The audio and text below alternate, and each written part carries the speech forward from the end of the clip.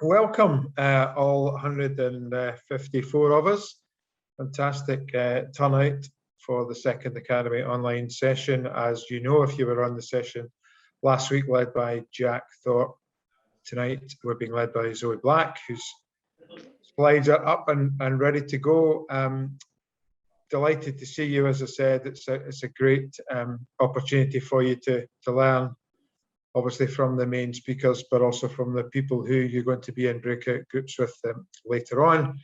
I'm going to hand you over to Zoe in a sec. We are recording the main session, but obviously not the breakout rooms. Please have an open mind, be as interactive as you can be when the opportunity presents itself, and have fun and learn lots. Zoe, over to you. Awesome, thank you. Hello, so welcome to How to Think Like an Athlete, Key Skills for When the Going Gets Tough. So as the title suggests, this is going to be a kind of a quick introduction to some key skills, and in the later sessions as part of this programme, we're going to build on them. Although we said for when the going gets tough, these are things that you can use just to enhance your performance, but will be particularly helpful for when things get tricky. So yeah, it's Jack and I that have kind of come up with this today, although I'm leading it. If you have any questions, please feel free to put them in the chat, unmute yourself, and just talk. Or if you don't want to message it into the chat to everybody, if you can message it just directly to Jack, and he'll keep on top of them and make sure that we answer them for you. So just a quick introduction, because I'm sure you all know Jack, who took the session last week. My name is Zoe Black, and as Jack said a little bit, I was a swimmer. I swam with Jack at Mulgine and Bears Den. I didn't pursue it in the same manner that he did. Instead, I took a different route and I became a swimming teacher and a coach. As part of that, I then dipped into sports psychology, and this is actually my last day or two as a trainee sport and exercise psychologist before I qualify on Wednesday. I'm going to be working a bit more with the National Junior Academy. I think that's the right squad. Alan, you might need to correct me if I've got that wrong. And I'm also a lecturer in psychology at Robert Gordon's University. So that's just a little bit about me. So hopefully I'm now also a credible human. And yeah, that's me. Nice to meet everybody. And again, we're just going to keep kind of referring back to this slide just to keep you guys right and just to keep us right, and just to kind of keep you seeing the threads of the sessions and how they flow. So obviously last week we had the session with Jack, that kind of key skills for optimal results. Today we're going to be looking at the key skills for when the going gets tough. And then in 3 weeks' time, I'll be talking about nerves and anxiety. And then, as we say, these things are all interlinked. And although my sessions are in green and Jack's session are blue, we're going to be touching on similar things and taking skills and developing skills that we've spoken about in each of their sessions. In similar feet, so this is again the excellence performance behaviours that Jack spoke about last week. Last week we did quite a lot about planning and organisation. Today we're going to do a little bit more about that. We're going to look more at the goal setting and reinforcement. And then a little bit about realistic performance evaluation and attributions. So that's just to kind of give you an understanding. Again, when the slides get shared with you, we've got some hyperlinks in there that you can look at if you want to read a wee bit more about these. But it's just to kind of give you an idea of where this theory and where this content has come from. And lastly, a quick overview of the session. We're going to do a little bit about goal setting, a bit about breathing techniques and grounding techniques. And then we're going to talk more about the use of diaries, a bit like Jack did last week, but for the purposes of our goals and for reflective purposes. And then we're going to talk about cognitive reappraisal, which is kind of reframing our thinking. So it sounds a little bit complicated, but you'll soon see that it's not. And in similar style to last week, we'll have kind of 15 minutes of content, learning, listening, and then we'll have some breakout rooms for 5 or 10 minutes. Then we'll have 10 minutes more content, and then we'll kind of finish off with any questions and a little roundup. Goals for the session then. So to develop an understanding of the difference between process, performance, and outcome goals. Also hoping that you will identify what coping skills that you're currently using and whether you think that they're working. And then lastly, hopefully to provide you with perhaps some new tangible coping skills that you can then implement, as I said, to help and assist performance enhancement, but also really for you to rely on when things do begin to get a little bit tricky. So that's our goals for the session, and we'll get stuck in. I've chucked SMART goals in there. I'm really hoping that you've probably all seen SMART goals before, whether it's at school, whether it's as part of swimming or within another sport. But I thought best just to remind everybody of them before we dive a little bit further. So when we're setting goals, we want to make sure that they're SMART or smarter. There's a lot of different kind of variations of SMART goals, but basically we just want to make sure that they are as specific as possible. We don't want goals like, I want to be the best swimmer in the world, the best swimmer at what stroke, and what age group, and male or female, whatever it might be. So we want our goals to be really specific. We want them to be measurable, something that we can tick off and say that we've achieved. We also want them to be achievable and realistic, so they need to be within our reach, within our grasp, but maybe not too easy. And lastly, we want to set a time frame on our goals. So that is SMART goals. Again, as I say, I'm kind of hoping everybody's got a little bit of understanding about that before. If not, it's something we can touch base on and come back to. But kind of the important part today, we're going to be talking about our process, performance, and outcome goals. I'm going to go through this and then I'm going to give a couple of examples because I know sometimes it can get a little bit confusing. So we have these 3 types of goals. As I said, process, performance, and outcome. And if we start at the bottom with outcome goals, that is the kind of end result that we want. What is it that you really want? That is our outcome goal. What is the outcome that you, in the end, picture? Whether it's to win an Olympic medal, to win the league, or something like that. That is your outcome goal. And then we have our performance goals. So this is kind of in the middle. So what is your performance that you're looking for, independent of other variables? So in swimming, especially, or in individual sports and in timed sports, what is the time that you want to swim at? Not thinking about anybody else. So quite often you can swim an amazing PB, but it might not be enough to get that first place or that medal. So we want to think about, okay, well, what is the performance goal? What do I need to do? What does my performance need to look like in order for me to be happy? And then one below that, well, on the top, we've got our process goals. So these are the actions that we're going to need to execute maybe every single day, every week, every month to make that performance goal happen. So what steps are you going to take to ensure that you can achieve your performance goal? And I'm just going to go through a few examples because, as I say, I know that that can get a wee bit wordy and can be kind of hard to tell the difference. So I've got a lovely mountain here, and this is how I kind of like to think about it, with our outcome goal being to be the first person to get to the top of this mountain. So my outcome goal is I want to be the first person to get to the top of this mountain. In order to do that, I'm going to need to reach my performance goal, which is to get to the top of the mountain before lunch. That's me deciding that I think everyone else will get there after lunch. So I want to get there before lunch, and I want to do it without injuring myself. So I don't want to get hurt in the process. I want to be the first person there. I want to do it before lunchtime, and I want to do it without hurting myself. So our process goals are then, how are we going to get to that performance? Well, really simply, I'm going to have to keep putting one foot in front of the other. I'm going to probably have to keep drinking water so that I'm hydrated, and I'm going to have to remember to breathe. So basically our process goals are how we break down that performance goal. What actions do we need to take? What steps do we need to do to reach that performance? Hopefully that makes that kind of differentiation clearer. I know that's where some people usually get confused, the difference between the process and the performance. The outcome and the performance is usually a little bit simpler because the outcome involves other people. I want the medal, I want first place, I want to be part of this team. But the performance is, what do you physically want, irrespective of everyone around you?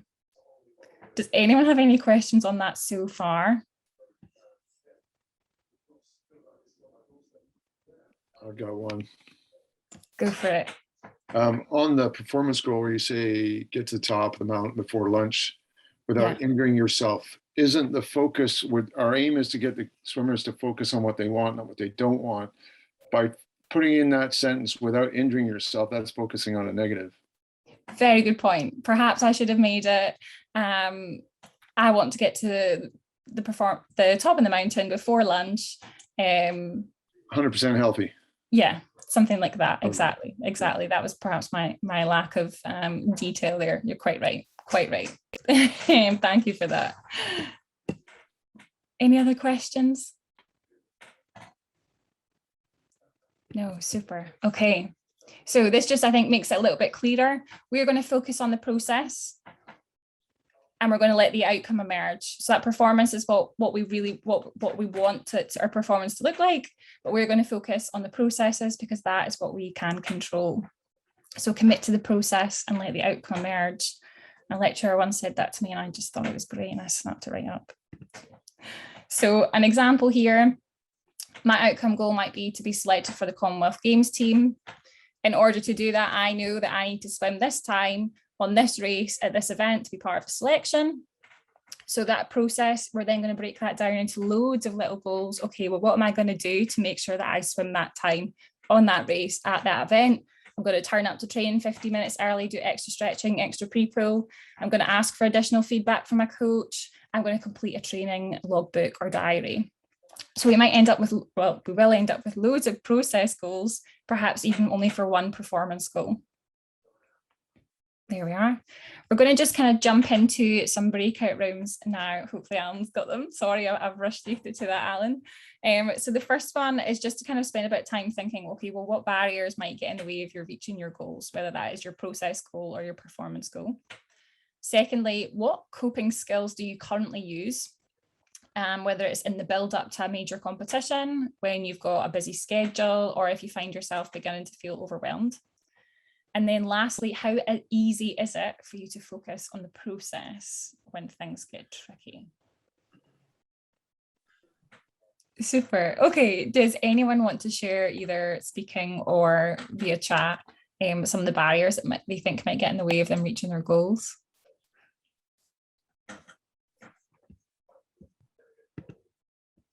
School injuries, I'm just flicking through these as they come in.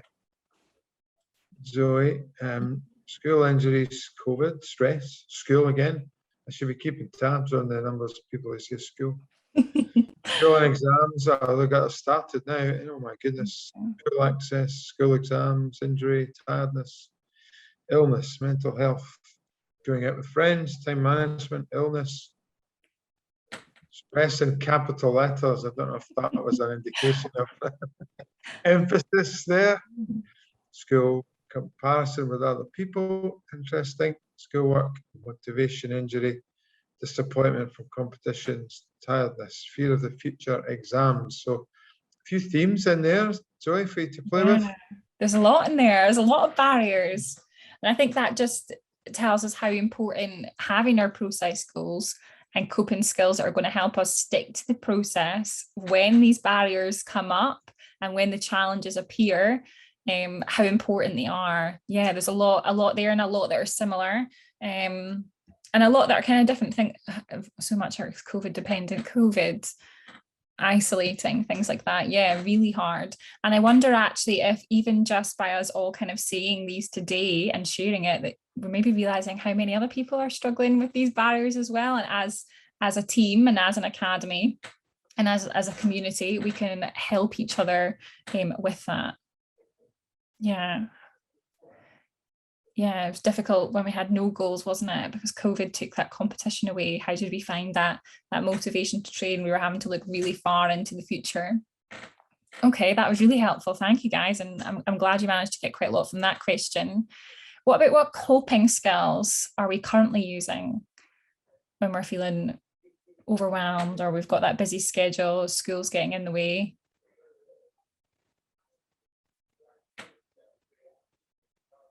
I'm muted now. Music, meditation, talking to people, deep breathing, coming in so quick I can't keep up now.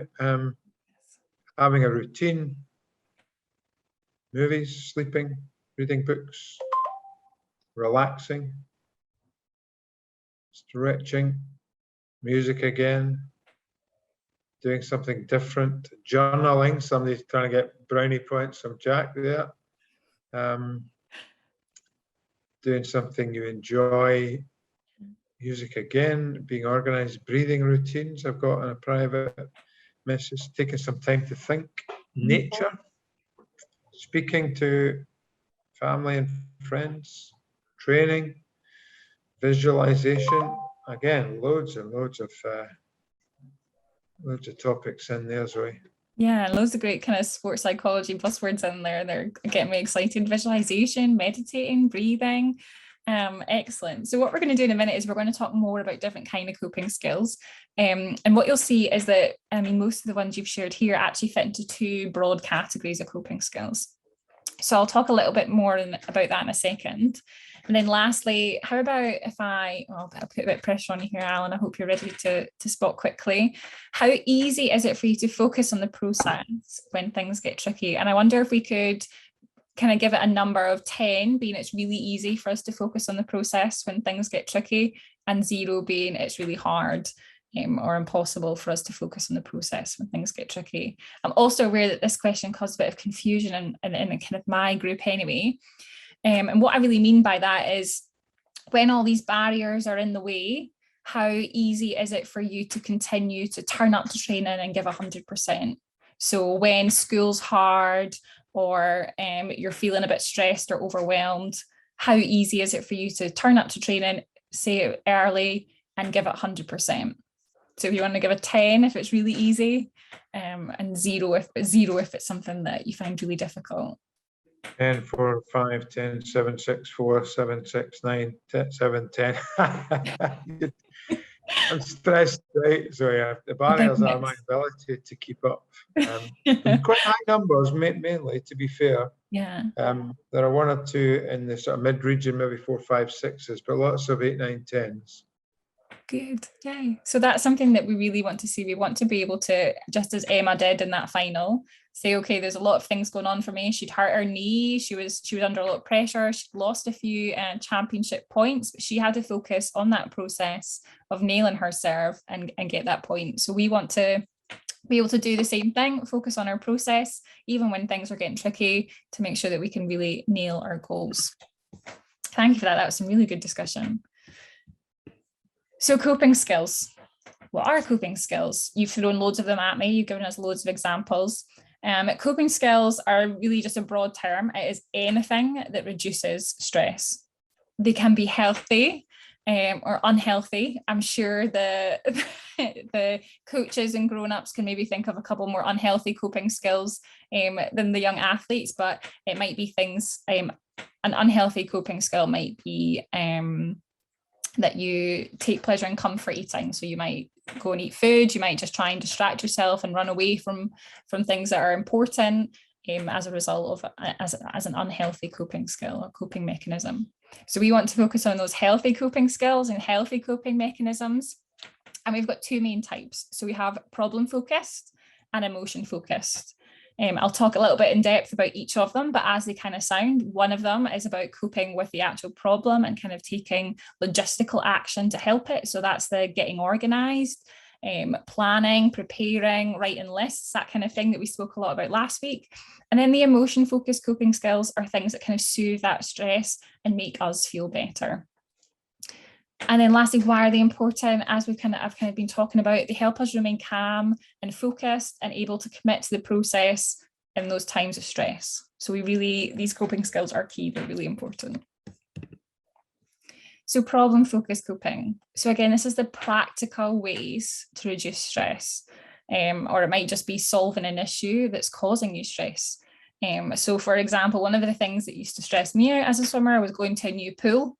And my dad, in a very creative way, decided that before we went to a new pool, when I was getting stressed about not knowing what we we're going to do, we were going to Google it and see if we could find a picture of what it looked like. And then I'd seen it before and it didn't feel as scary. So that was just one example of a problem-focused coping strategy that we used that was a little bit creative to help reduce my stress. Other examples can be things like list writing and prioritizing. Again, like Jack was saying last week, it can be super organized bullet journals, or it can be having a list and numbering them 1 to 5 of the things that you need to do and what's most important. So that's one way to kind of get those thoughts out of our head, reduce that stress in there and get them on paper. It might be asking for support or feedback. It might just be, okay, I'm a bit stressed about this competition at the weekend. Maybe you've got lots of races and you don't know how you're going to manage that. So reaching out, asking a coach, asking a friend, okay, how are we going to do this logistically? What is the practicalities of it? That's another problem-focused coping skill. Again, organizing your time. again, just what we were talking about last week with Jack, using that scheduling, blocking off time in your diary, just taking a note of how much spare time you have and what you're using your time to do. That's another really good coping skill. And then lastly, that's seeking out additional information, a bit like I was doing with looking up pictures of the swimming pool. So this is something that was making me stressed, making me anxious. Okay, how can I get more information to reduce that uncertainty and make me feel a bit more comfortable?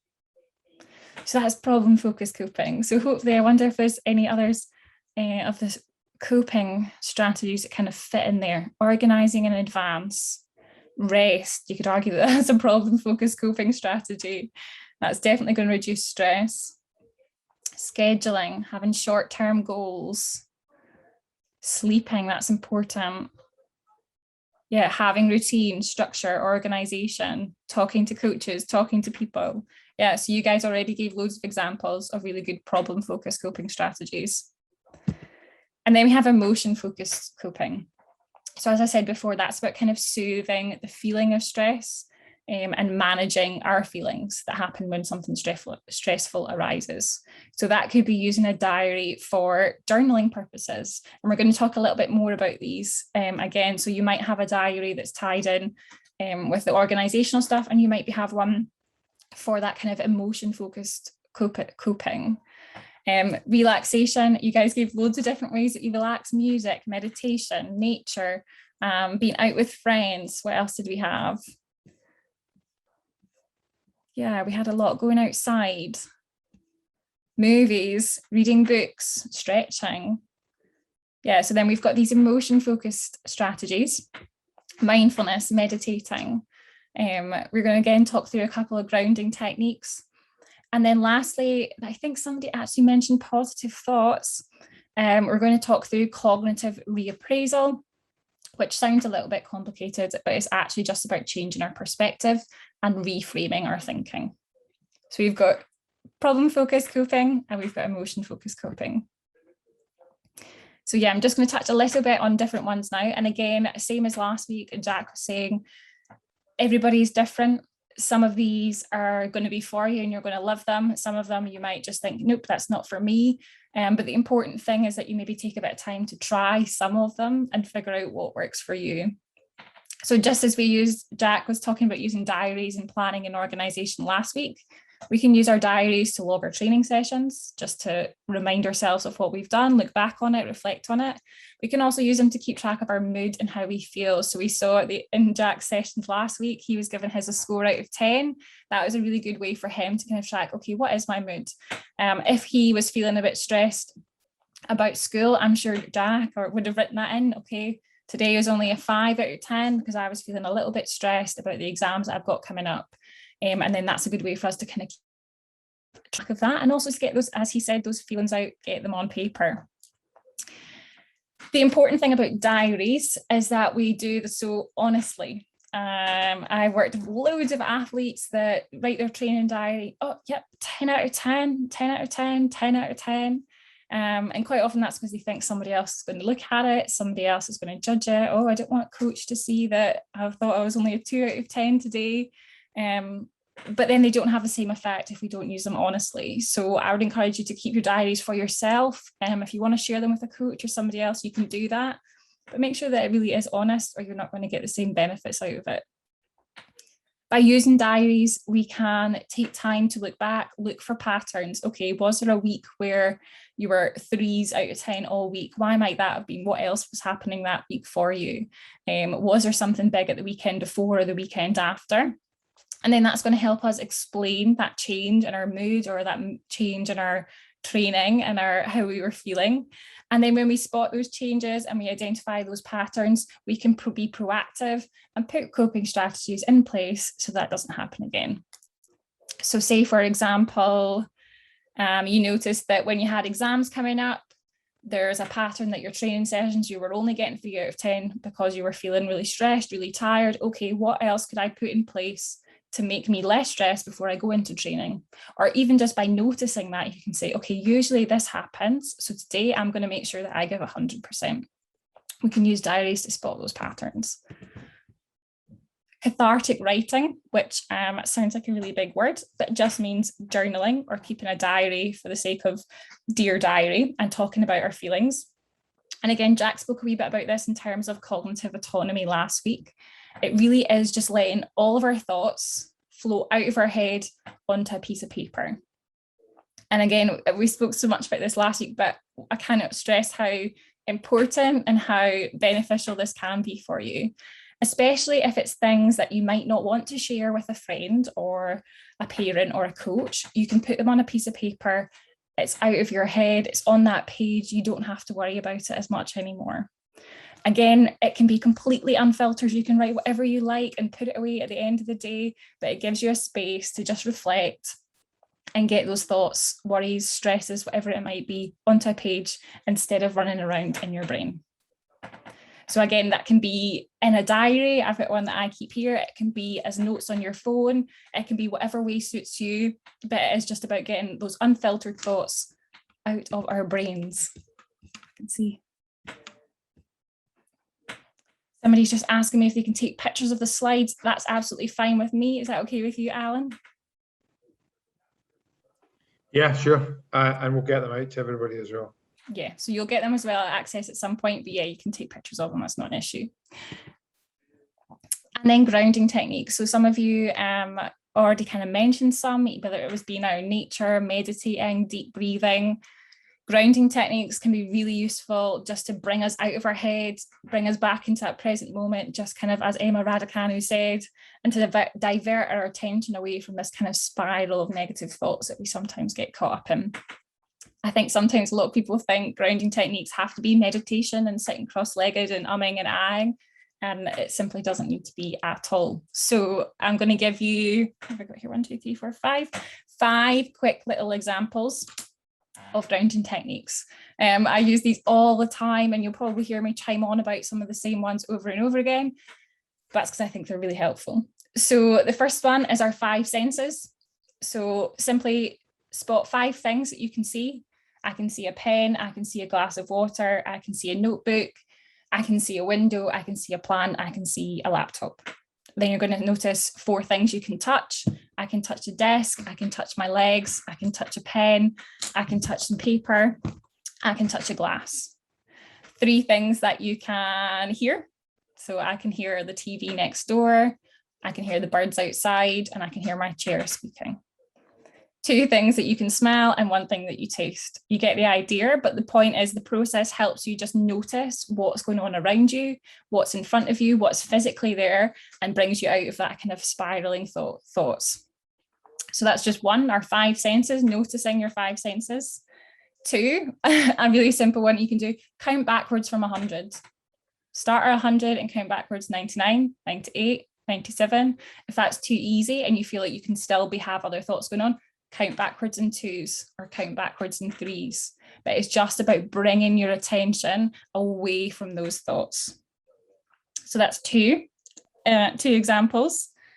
Another could be to list 3 of your favorite things. So it might be list 3 of your favorite foods. So I'm going to say pizza, pasta, ice cream, really healthy nutritional choices.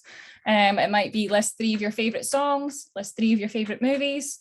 And that's something that we can do with our friends. So if you're both standing before a race, you're both aware that you're getting nervous, or you're somebody that gets nervous before a race, what are your 3 favorite foods? What are your 3 favorite songs right now? And you can do that together as a way to say, okay, let's focus on right now and let's be in this moment rather than thinking about all the things that might go wrong or all the worries that we've got. 2 more little techniques for you. Box breathing. I hope people have heard of it by now and it's not just me chiming on about it. All you're going to do is breathe in for 4 seconds. So breathe in, 2, 3, 4. Then you're going to hold it for 4 seconds. 2, 3, 4. Breathe out for 4 seconds. 2, 3, 4. And then hold it for 4 seconds.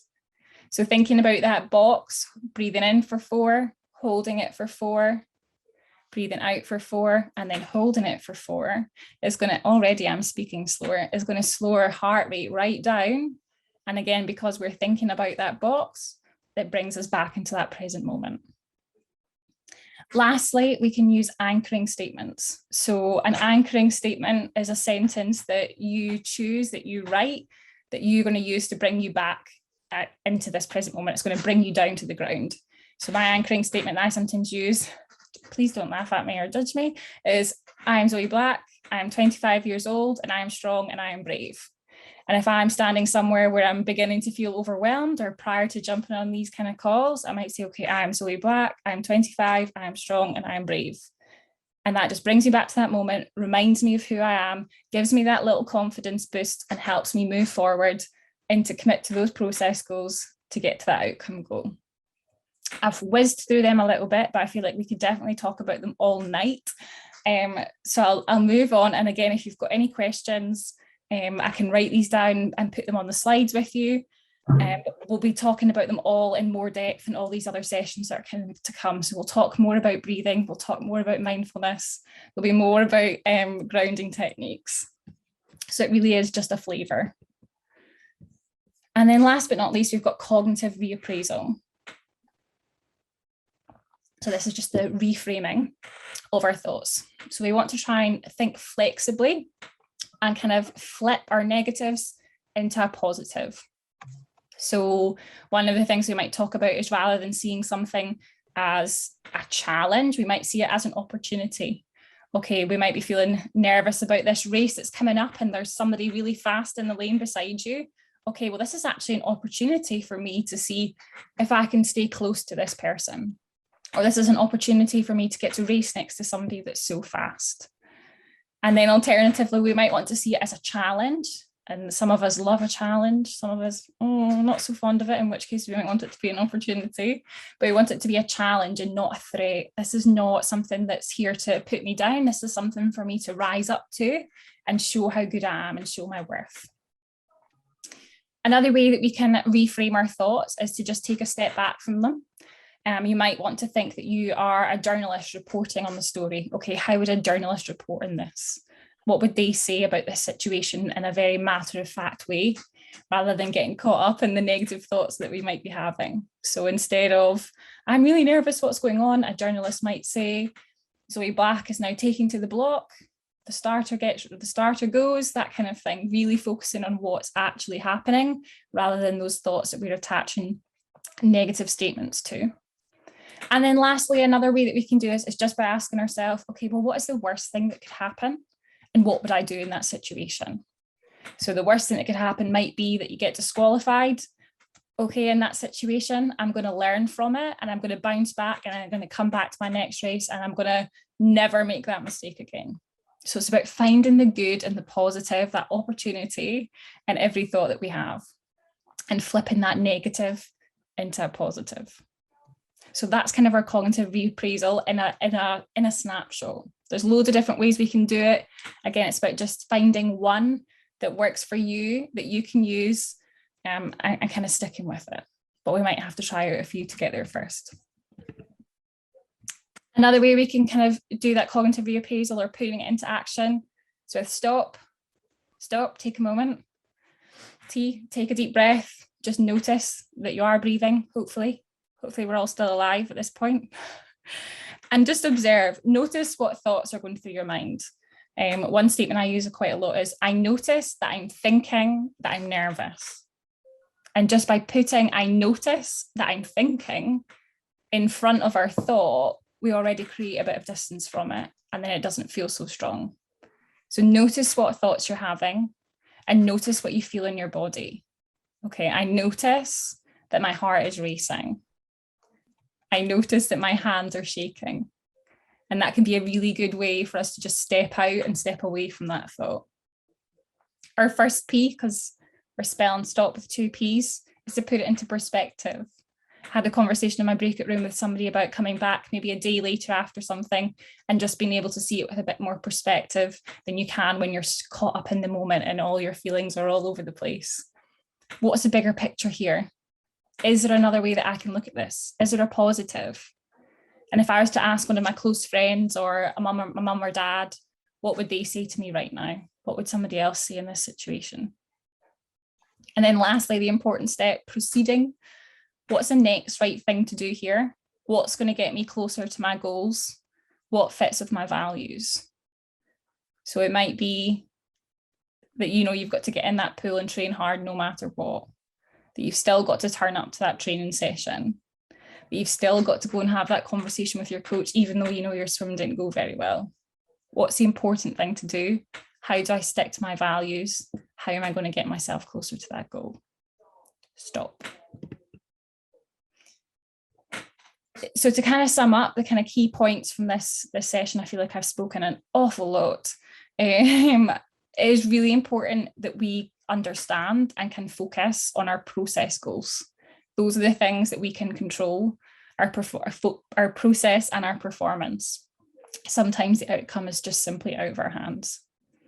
Like we spoke about last week, we can use diaries and training logs to help us stay focused on our processes. But we can also use them in a coping fashion, whether it's for emotion focused or problem focused coping. We're all already using coping skills, emotion and problem focused. We just need to figure the ones out that fit for us and that work for us. Different ones will work for different people and at different times. But it is just about playing about and finding what suits you. So hopefully I've given you a couple of suggestions of different ones that you can maybe have a try. And throughout the rest of these sessions, we'll go into them in a wee bit more depth. Just to kind of finish off, we've put some useful links into these slides. So Breath is a book out that Jack actually recommended about breathing and how helpful it can be. I think, correct me if I'm wrong, Jack, they do speak a bit about athletes in it. And if you don't want to read the whole book and reading's not for you, James Nestor's just recently been on the Life Lessons podcast with Simon Mundy. So there's an hour-long episode there that you could listen to instead of reading the whole book. And then if meditation's your thing, or you quite like the idea of practicing your breathing, Headspace is always a really good resource that you can go and have a look at. They do a free, I think it's like a 10-session introduction to mindfulness. And you can learn a bit about breathing and mindfulness. So as I said, you guys will get the links to the slides, so you'll have the links to them in those. And then just lastly, to remind you, we've got 2 weeks off, and then in 3 weeks' time, I'll be doing a session about nerves and anxiety, just kind of talking about the fact that they're normal. We'll go into a bit more detail about what physically happens to your body when you're feeling nervous or anxious, and then we'll talk more about what strategies we can use to reduce nerves and anxiety. I think there we go, that's my last slide. I'll jump back to it and leave that up there for you to write it down in your new bullet journals and diaries. And I'll welcome any questions. Awesome, thank you.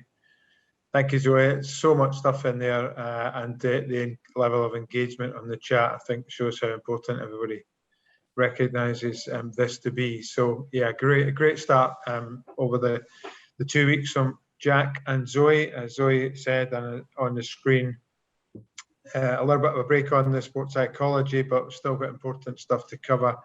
Next week we have a session, mainly practical on your part, but not a particularly strenuous sense of practical. Our lead physiotherapist for the national team, JT, John Twynham, is being joined by Olympic silver medalist Stephen Milne, and they're going to take you through a session next week at this time, so 6 p.m. onwards. So JT and Stephen Milne will be here on screen going through pre-pool, essentially, so pre-training, pre-pool as opposed to pre-racing, which is another session later on in the autumn. So come prepared for some light practical work to get you ready for swimming. Just checking the chat to see if there's anything else in here question-wise. Nothing at the moment, Zoe. So again, pretty much bang on time with a slightly later start, because there were so many of you. But if you've got any questions, put them in the chat. There's so many, I think, that I want to unmute everybody all at once. It'll be a chatterbox session, right enough. Last chance to put anything in the chat.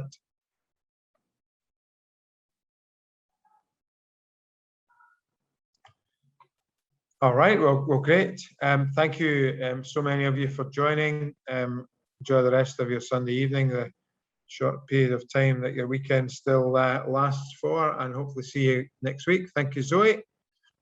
Awesome stuff. Thank you, everybody, for your engagement, and switch off the recording now.